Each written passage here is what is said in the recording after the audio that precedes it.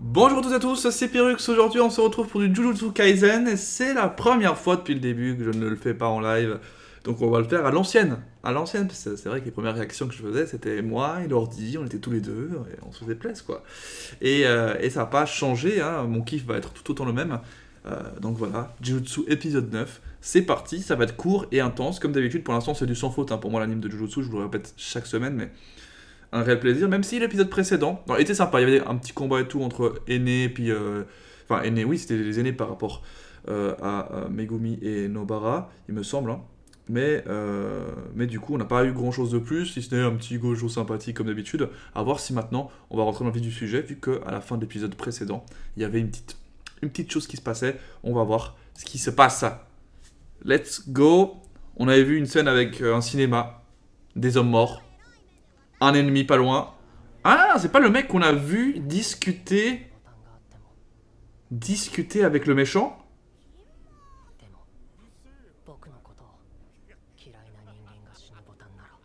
Ou alors... Attends. Je crois que ce mec, on l'a vu. Oh, en tout cas, il est prêt à tuer les gens, hein. Ça, c'est un petit peu grave quand même. Enfin, quand tu penses comme ça, c'est que... Harcèlement, persécution, tout ce qu'on n'aime pas, hein. Et c'est vrai que dans les collèges japonais... Enfin, les écoles japonaises en général... de ce que j'ai pu voir dans certaines vidéos... voilà, humilié. C'est un truc qui se fait malheureusement. Peut-être pas aussi abusément comme ça, mais... Mais ça se fait beaucoup, hein. Aïe aïe aïe, mais bon, il en paie. Il dit un peu trop de choses, hein. Ah, voilà. C'est bien ce qu'il avait, il avait raison, hein. C'est vrai. C'est vrai que les pouvoirs des fléaux... Ah. Oh là là là là. Donc je disais, Attends, je vais mettre pause. Les pouvoirs des fléaux naissent souvent d'émotions négatives, et même quasiment tout le temps, hein, d'émotions négatives. Et là, on peut considérer que Yoshino, il s'appelle je sais plus son nom, a dû en développer pas mal. Et ce qu'on a compris aussi, ce que je me rappelle, c'est qu'il avait dit, quand il avait vu Yoshino, on va l'appeler Yoshino pour l'instant. Oh là là, ah ouais, c'est ce qu'on avait vu vite fait, mais là, ah ouais, d'accord. C'est plus qu'à sécher, ça les a genre transformés, c'est dégueulasse. Ça les a zombifiés. Qu'est-ce qu'il va dire du coup? Est-ce qu'il va dire non merci, je veux te remercier parce que c'était des enfoirés pour moi. Est-ce que je peux travailler pour toi? Ah non. Non. Le même pouvoir. Parce qu'en vrai, on sait pas encore comment... on sait qu'on peut utiliser le pouvoir du fléau suivant comment, tu vois, avec la magie noire ou je sais pas comment ils appellent ça, la magie occulte. Donc c'est la même magie d'un fléau. Mais du coup, on sait pas vraiment cette phase de humain, je deviens un fléau ou un semi-fléau, tu vois, est-ce qu'il faut que je me sacrifie, est-ce qu'il faut que je donne quelque chose en contrepartie, tu sais, pour obtenir un pouvoir? Il y a des choses qu'on sait pas, tu vois. Je crois, en tout cas, que ça s'est pas dit, en tout cas, à moins d'être... je sais que tu peux être exorciste et du coup, là, posséder des pouvoirs et du coup, utiliser la magie occulte, en l'occurrence, c'est une des choses qu'on peut faire. Une des choses qu'on peut faire, mais du coup, effectivement, si t'es un humain normal, est-ce qu'il faut, genre, donner ta vie pour ensuite rester forme humaine avec des pouvoirs de fléau? On sait pas.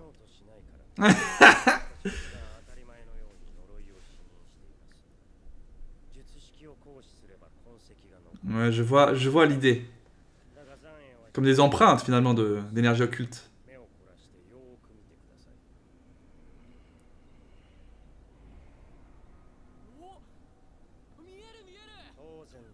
Encore heureux. Très analytique.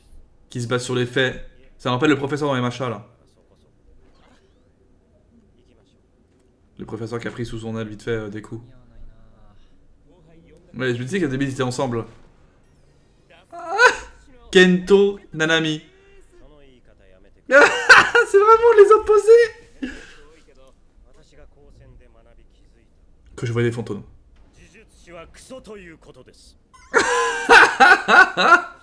J'adore.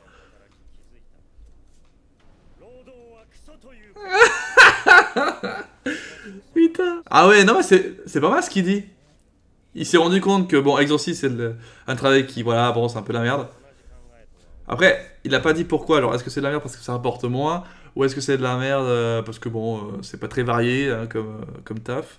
Mais bon, dans les bureaux, c'est pire. Alors, c'est normal qu'il est revenu sur ce qu'il sait faire. Après, ce qui est intéressant, c'est qu'il a dit sur ce que je sais mieux faire. À mon avis, il doit être assez bon. Après, c'est un classe 1, donc classe 1, mine de rien. C'est du coup du même niveau, voire de plus haut niveau que les deux aînés qu'on a vus là. Donc à voir. Il va donner une connerie l'autre, c'est sûr. Ah non. Ah bah oui, presque. Ah bah oui. Personnellement, je m'en bats les couilles. Non mais il fait genre, je suis sûr que s'il reste vivant, hein, bien sûr, parce que bon, on sait jamais. Hein, un peu plus longtemps. Il fait genre le mec, mais il doit développer quand même de l'empathie. Ouh là là, on a vu, hein.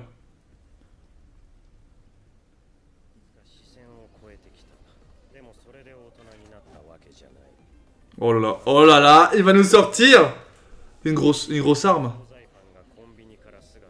Il est trop stylé, moi je kiffe trop. Ah, j'adore les personnages comme ça qui sont calmes en vrai. Qui sont calmes et tu sens qu'ils renferment, mais un truc énorme, tu vois, en eux. Pas juste calmes comme ça et qui sont nuls. Et ça se trouve en combat il va complètement changer, hein. On sait pas trop. Hein.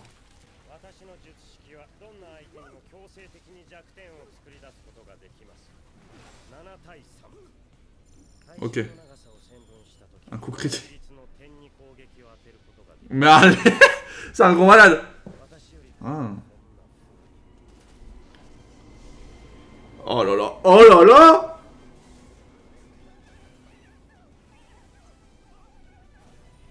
Oh putain de merde. Mais putain, mais c'est trop bon à chaque fois, c'est bon. Oh là là là là, mon frérot. Mais oui, découpe-le, mais oui. Ça lui va trop bien, ce pouvoir, du coup. Ça lui va extrêmement bien. Oh là là. Ah, il est classe. Pourquoi ils sont tous classe à chaque fois? C'est quoi ce bordel? Oh là là. Oh là là, mais non, mais attends, mais à chaque fois.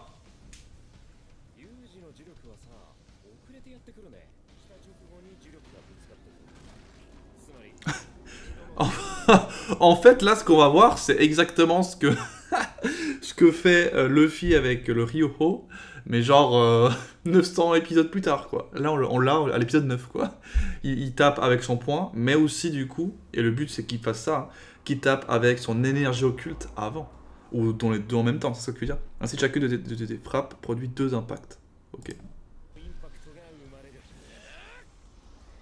Ça fait le point, plus l'impact de son énergie occulte. Ouais, c'est ça. Ok, je vois. Ah, c'est un retardement comme ça.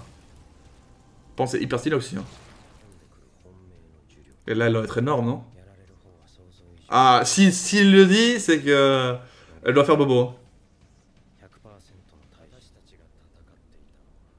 C'est les humains. Putain! Donc on peut vraiment transformer des humains en fléaux en 2-2. Ok.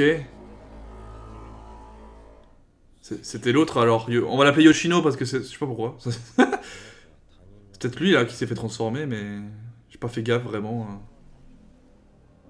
Ah non, il est là, c'est bon.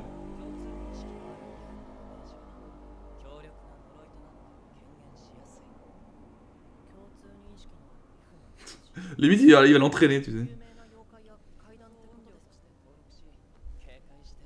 Du coup, on va rencontrer des fléaux de rang S qui sont plus connus, quoi. Dans l'histoire et tout, ça peut être pas mal en vrai. Oh, putain, il est trop bizarre celui-là.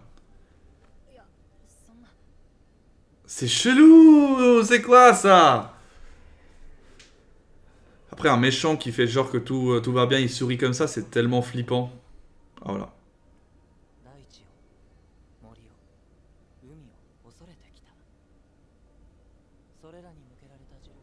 La destruction ou un truc comme ça.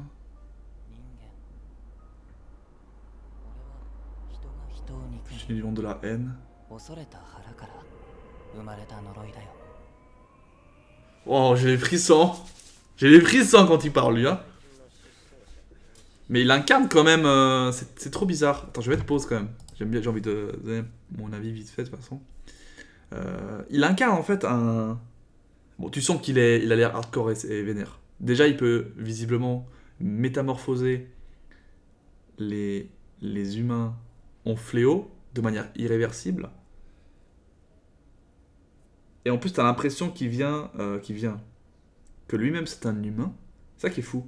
C'est un humain qui s'est nourri de la haine des autres humains. Tu vois, c'est un délire, tu vois, c'est assez... Ça prend beaucoup d'ampleur, le bordel. Mais du coup, tu vois quand même qu'il est resté maître de lui-même. Et ça, c'est intéressant. Parce que souvent, les fléaux, ben, c'est un peu comme les titans dans SNK. Il y a des titans qui sont du coup bidons. Et du coup, ils n'ont pas de conscience, comme les fléaux là. Et t'as l'impression qu'il y a des fléaux, comme des titans d'ailleurs, qui sont intelligents, ou qui ont de la conscience.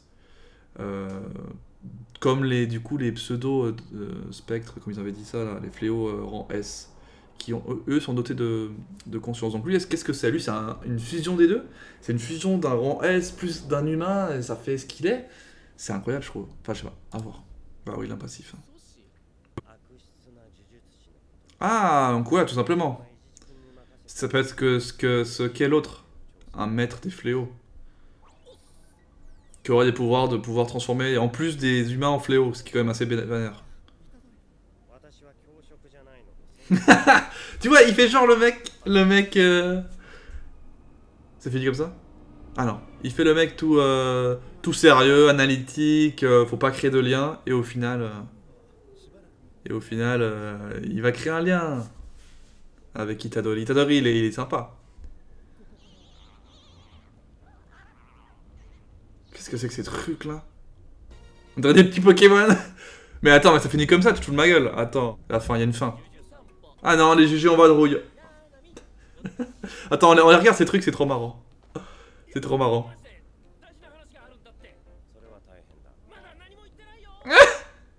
Et il se fait pas du tout regarder.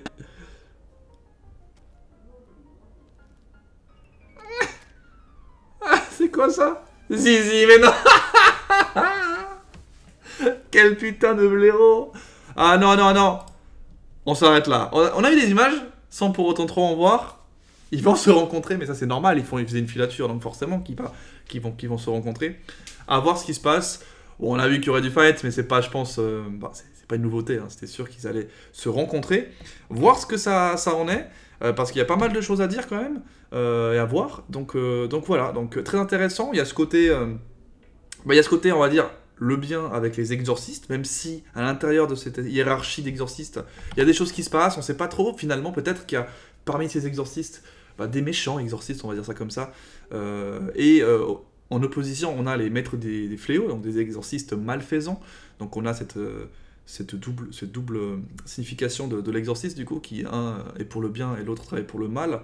Maintenant, est-ce qu'il y a effectivement que des malfaisants en tant qu'exorciste de ce genre? Parce qu'on peut imaginer qu'un exorciste malfaisant a peut-être quitté, tu vois, Ghetto par exemple, peut-être Ghetto il était à la base gentil exorciste et qu'il est passé du côté obscur parce que justement il se passait des choses obscures du côté des exorcistes méchants. Toi, on sait pas, il y a ce côté-là en mode tu sais pas trop ce qui se passe, et t'as visiblement donc des fléaux donc qui ont une conscience propre, hein, les rangs S, qui eux soit sont issus clairement, qui naissent comme ça, hein, de rang S, comme on a pu le voir avec le premier combat de rang S, vous savez, le mec en blanc là, qu'on avait vu, mais il était à peine né, donc il n'était pas vraiment si incroyable que ça.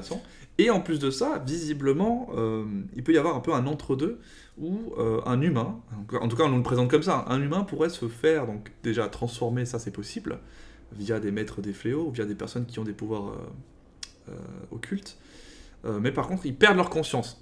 Tel un titan dans SNK, il y a des titans, on va dire, nuls et qui perdent leur conscience, il y a les titans intelligents qui eux sont spéciaux.